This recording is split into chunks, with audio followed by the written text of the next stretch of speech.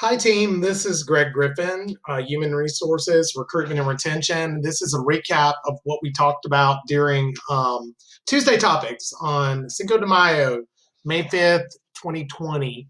And hopefully I'll do better than I did today because I had some technical difficulties and I figured out what I did wrong with the Google Drawing trick that I was trying to show you guys, which was a loose end from last week, or 2 weeks ago, rather.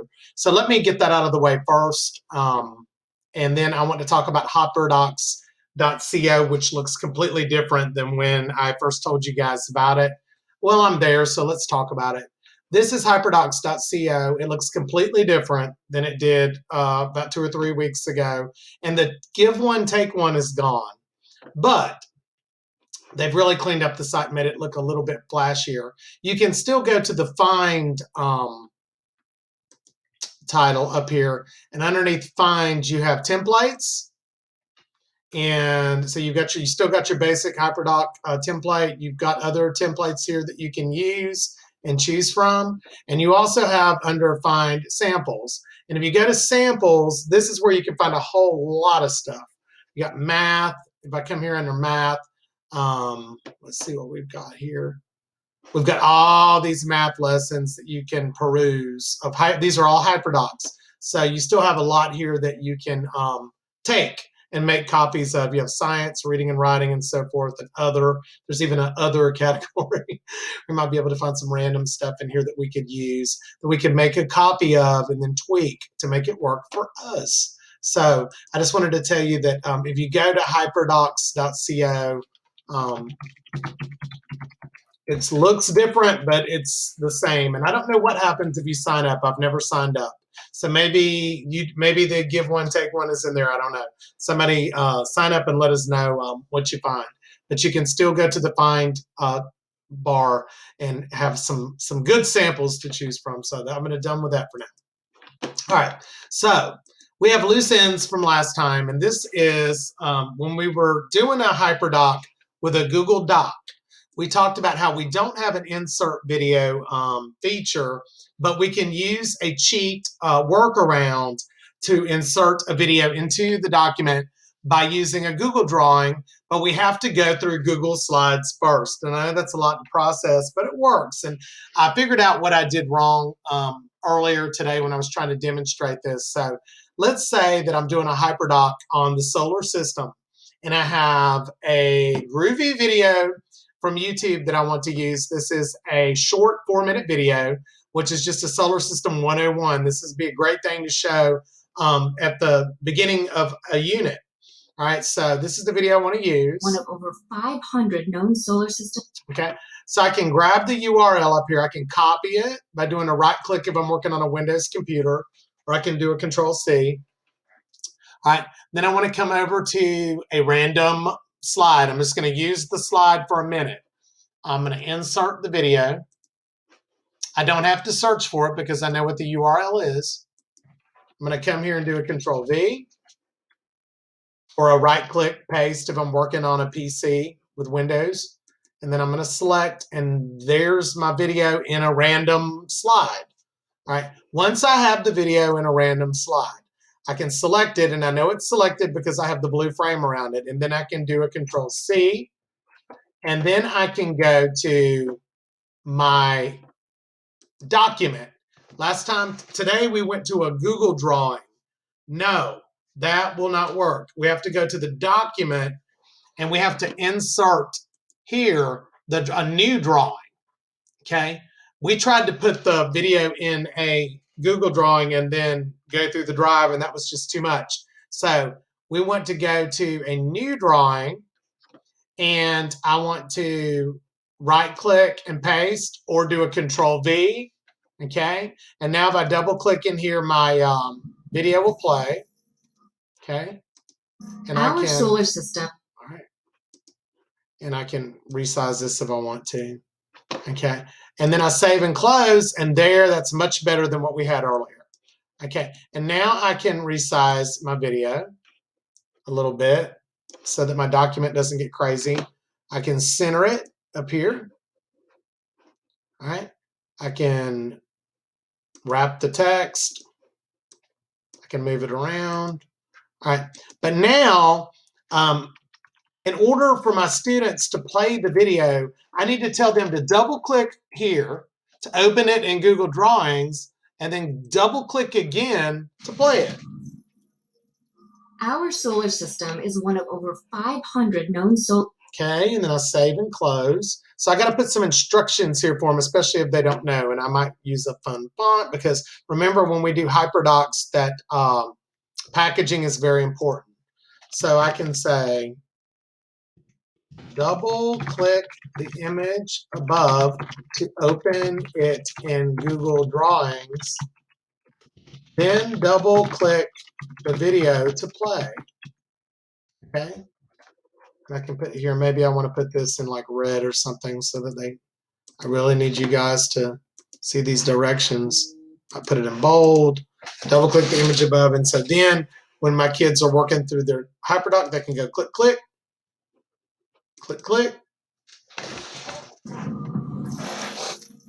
Our solar system is one of over 5.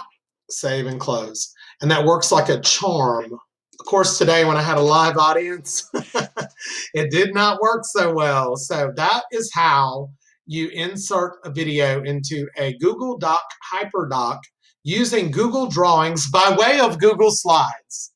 And so I'm glad that we were able to resolve that loose end from a couple of weeks ago. So now on with today's main feature, which is EdPuzzle. So I'm going to close this out so I don't get confused. I don't need this any longer. I can delete this as a matter of fact. So I don't have, I got to clean up my drive one day. I don't need this video anymore. So here I am in my training class, my Griffin training class. I can tell that I'm the teacher because I've got a code displayed. Over in another tab, I am a student, okay? And so that I can see what things look like. And I might want to update here because it was, so that I can see what things, or I show you guys what it would look like as a student. Now I have created this student account. Harnetstudents.org is what I use to join my own class so that you can see teacher view, student view. This is the teacher view, this is the student view. All right, now EdPuzzle.com. EdPuzzle.com is a fun site. It's a great site. You can make a video interactive. You can take any video. You can upload videos and make them interactive. You can use a video from YouTube and make it interactive. And what I mean by making it interactive is that we can add questions to it throughout so that we can hold our students accountable for their learning. We're finding ways to force them to engage with the content in the video. With EdPuzzle, we can add a question, a multiple choice question, a short answer question, or we can add a note or a comment throughout the way. So you come to edpuzzle.com, get started. I'm a teacher. I'm going to sign in with Google. I'm going to use my harnet.k12.nc.us email. And here I am, and I have some content in here that I've used this before over the years as an instructional coach and teacher. All right. So I've got 3 choices up here in the top right. I've got content, which is where I'm at now, my grade book, which we're not going to get into today, and my classes. Okay. And let's talk about my classes before we work with videos. So under my classes, over here on the left, I have classes that I've added over the years. And right now, I'm going to go to class options. Let's see. This is not the one I want. Griffin training class. I want to delete this real quick. This is how you would delete a class. You go to class options and delete. Because I'm going to show you how to create that class. So when I go over here to add new class, it will ask me if I want to go to Google Classroom and import my students. Please select the classes you want to import. The district does not want us to import our students into EdPuzzle because then we would be sharing sensitive information with EdPuzzle, such as our students' emails that they use for the Harnet students suffix. So we don't want to import a class. Okay, so we're not going to do that. So we go to my classes. I'm going to go back to the top here. When I go to my classes and I add a new class, I want to create a new class within EdPuzzle. So I can put whatever the name of my Google Classroom class is. It might be science, like if I was teaching science, I might put Griffin Science Core 1 and create a class, and then I can come in and create another one, create a new class. But I'm going to put Griffin Training Class because that's what I'm doing here. Okay. All right. So then I can have a class to work with over here once I want to send some content out through Google Classroom without importing my students in from Google Classroom. So let's go to content. The content tab is in the top. It's up there on the left. All right. So there are scads and myriads of pre-edited videos in here that teachers have created over the years all over the country. They have taken YouTube videos and made them interactive. So when I look at these choices that are trending, okay, nothing in this top row right now has been made interactive. And the reason that I know that is down here in the second row, this video right here, Declaration of Independence, it has a number 9 besides the upside down teardrop. This lets me know, and I can hover over that upside down teardrop, and it says it contains 9 questions or notes. So this one has been made interactive. It's on the Declaration of Independence, and if I can take a look at it, right? Dear Tim and Moby, what was the Declaration of Independence all about? Okay. From Darren. Now, along this timeline down here, I can tell where the questions and notes have been embedded because there's a mark. So if I want to like speed, I think we can fast forward this. I want to go ahead and get to what the content is. Totally independent or separate from Great Britain. So your students, when you send this out to them, they're going to get a pop-up on the right from time to time. It's like a checkpoint or a check-in. What was the Declaration of Independence? This person put a multiple choice in. A document created by Great Britain? No. A document created by the colonists? Yes. So I can mark that and I can get submit. And it tells me that it's create, 100 out of 100. And then I continue. Well, up until that time, Great Britain had ruled the colonies, even though they were all the way across the ocean. It made a lot of sense at first, maybe, but the colonies developed their own identity, and they had a lot of disagreements with their British rulers. Here's another pop-up. True or false? The colonists had lots of disagreements with Great Britain. This is not very rigorous. Okay, let's mark it false, just for kicks. It's red. I knew I got it wrong. So it gives you feedback throughout the video, which is good. Okay, and then we continue. In 1774, representatives from 12... So I might think, okay, I'm going to use this, and I would recommend vetting the whole thing before I send it out to kids. So you could use this if you wanted to, right? And I could come down here to the right, and I can say assign, and I can pick the class, the Griffin Training class, all right? And I can assign it. All right. And then down here, I have some choices in the right. I want to share the assignment. I'm going to get an assignment link that will give my students direct access. I'm going to copy it here. I'm going to go to my classroom. I'm going to go to my classwork. I'm going to create an assignment. And I'm going to call this Declaration of Independence EdPuzzle. Optional instructions, follow the directions. Pay attention and interact with the video. I might have them do something else after that they could add to the assignment, like write a summary, create a document, whatever you want to do. You can add to it and augment it. But then I'm going to add a link, and I'm going to paste my link here by doing a Control-V. Add my link, and then I can see there's my EdPuzzle for the Declaration of Independence. I'm going to come up here, and I'm going to make sure it's going to the right place. My training class, it's for everybody, but I could differentiate. 100 points. I'm going to make it due tomorrow. The topic is social studies. I could use a rubric if I wanted to, but I'm not going to. And then I can assign. All right. And then I can come back over to my student tab. Oh, that man wants me to do an EdPuzzle. Here I am as a student, and I can access it as a student, like as such. Dear Tim and Moby, What was the Declaration of Okay. Independence all about? From Darren. Hey, let's But take I a break. can't fast The forward Declaration of as a Independence was student. just that. I cannot fast forward it as a student. No. In 1776, See? the 13 American locked. colonies declared that they were going to form a new country, So that's totally independent or separate from Great Britain. All right, the Declaration of Independence and a document created by Great Britain. I'm not a very bright student. Continue. So then the kids can interact with the Well, video. up until that time, Great Britain had ruled the colonies, even though they were all the way across the ocean. Okay. It made a lot of sense at first, maybe. And when they're done, they can come back over and they can mark as done.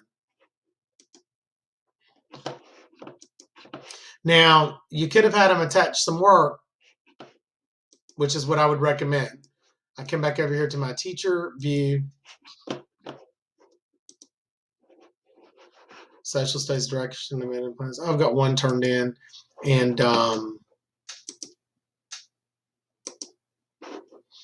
so I was talking to somebody from technology earlier about this, and I don't see how we can see what the kids put without importing the kids into Google Classroom. So this is something that we're going to need to work on together. So I'm going to get back to you about that because I would like to see what my students put. And of course, they could like turn in a separate document and tell us what they put and everything. And it could just be something for their learning benefit and not to assess, you know. But that's the one problem that I see with sharing the EdPuzzles via link instead of importing them. So so that's something that we're going to need to continue working on. But that's where we're at right now. So I'm going to go back to EdPuzzle, and I'm going to show you how to create your own. All right, so I want to create my own EdPuzzle.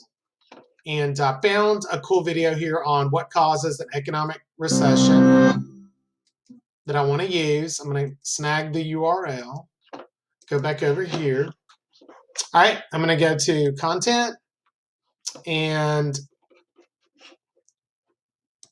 my content over here on the left. My content. And then if I come down, let's see, I'm going to add content, the blue bar here. I'm going to create a video. And down here under YouTube, if you click on more, you'll get the search bar. And I'm going to paste that URL that I snagged there, and it's going to pull the video right up.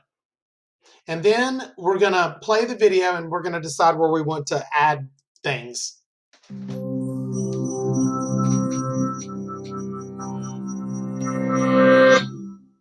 For millennia, the people of Britain had been using bronze to make tools and jewelry, and as a currency for trade. But around 800 BCE, that began to change. The value of bronze declined, causing social upheaval and an economic crisis, what we would call a recession today. What causes recessions? This question has long been... All right, so I want to add a question here because I want to keep my kids on their toes. And so I've got a good question that I want to put in about the value of bronze, which I just heard. So up here, I've got 3 tabs. I could do a new voiceover on the video if I wanted to. I don't like the narration, so I'm going to put my own. I can make cuts. I can cut sections out that are inappropriate. You might want to cut a bad word out of a John Green video or something. But I just want to add a question here. So if I click on the question tab, here I am on my timeline down here. I'm going to put a multiple choice question. And I'm going to put, what lost value in 800 BCE? I'm going to put diamonds, gold, add another choice, bronze, wheat. Okay. Now, by default, the correct answer is going to be at the top. See the green check mark? Nope, diamonds is wrong. So I'm going to click at the X. I'm going to come down here and make sure bronze is selected as the correct answer. And then I hit save. It's really easy and intuitive. Okay. And so now I've got a little marker down there that shows me that I've got an interaction there. So we're going to continue. Subject of heated debate among economists, and for good reason. A recession can be a mild decline in economic activity in a single country that lasts months, a long-lasting downturn with global ramifications that lasts years, or anything in between. Complicating matters further, there are countless variables that contribute to an economy's health, making it difficult to pinpoint specific causes. So, all right, so I'm going to put an open-ended one then in this time. I'm still on the question tab up here. I'm going to add an open-ended question. I'm going to put explain in your own words what a recession is. And then I'm going to click save. so Very easy. it helps to start with the big picture. Recessions occur when there is a negative disruption to the balance between supply and demand. There's a mismatch So maybe I could have put that in a little later. between how many goods people want to buy, how many products and services producers can. So I can go back to that and I can trash it and redo it or edit it. Okay. I don't think I can move it around. Yeah, I can. I can move it around too. I can drag it. I just clicked and dragged. But high inflation that isn't accompanied with high demand can both cause problems for an economy and eventually lead to a recession. Interest rates, meanwhile, reflect the cost of taking on debt for individuals and companies. Maybe I want to put a note in. I could say, remember when we talked about interest rates last week? See the article that I sent out on May 29th. I'm sorry, April 29th for more info. I can just stick little notes in here, right? Okay, so let's say that I'm finished tinkering with the video. And one thing I would say is this is a 5-minute video, so we don't want to have 25 check-ins because, yes, we want the kids to process information, but we don't want to overwhelm with them or annoy them with too many stops. So I would say about a check-in every 45 seconds to a minute on a short video like this would be good, but we're going to pretend like we're done. So we're going to say finish. Okay, so now when I go to content, to my content, I can see my video here, right? Okay, so I can go to this and click on it, come down here to the right and do assign. I can come down here to the Griffin training class and click assign. All right, and you can, there's different features that we're not going to get in today, but we're going to share the assignment and we're going to copy the link and then we're going to send it back out in Google Classroom. We come back over here to our classwork tab. Or I guess we could do it kind of like an announcement. I think we can share a link out here since we're not collecting anything from them. But if we were collecting something from them, like a summary or something, another product that we asked them to create from the video, then I would go through classwork. But I guess I can go through my stream and I can say, check out this cool EdPuzzle. Let me know what you think in the comments below.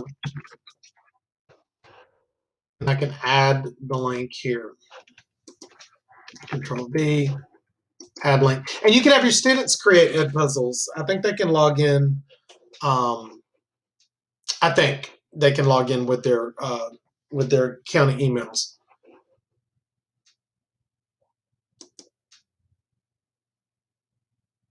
All right, so here we are. So I'm going to go back to my student tab, Griffin training class, classwork. All right.